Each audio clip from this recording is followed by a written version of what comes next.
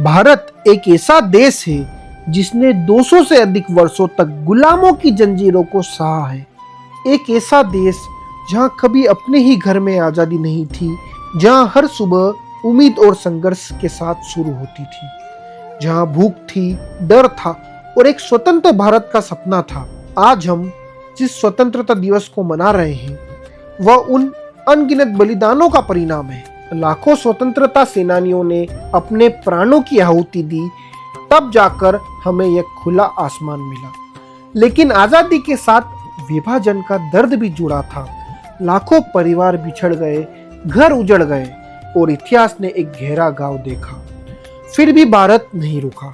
हमारी सेना ने हर मोड़ पर देश की रक्षा की है। 1947, 1962, 1965, 1971, कारगिल और आज तक हम लड़ रहे हैं।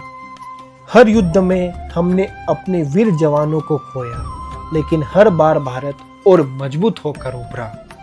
उनका बलिदान हमें याद दिलाता है कि स्वतंत्रता मुफ्त में नहीं मिली, यह खून और सांस से लिखी गई कहानी है। आज का भारत बदल चुका है।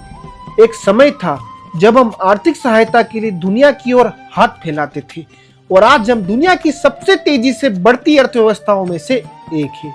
हमने 1900 के दशक के आर्थिक संकटों से सीखा और खुद पर विश्वास करना शुरू किया। आज भारत अपने बाजार, अपनी तकनीक और अपनी क्षमता के दम पर आगे बढ़ रहा है।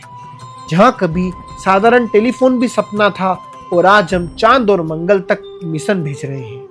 जहां कभी बैंक की लंबी कतारें लगती थी, आज यूपीआई से सेकंडों में लेन देन हो जाता है। यह भारत का परिवर्तन है, संघर्ष से सफलता तक का सफर।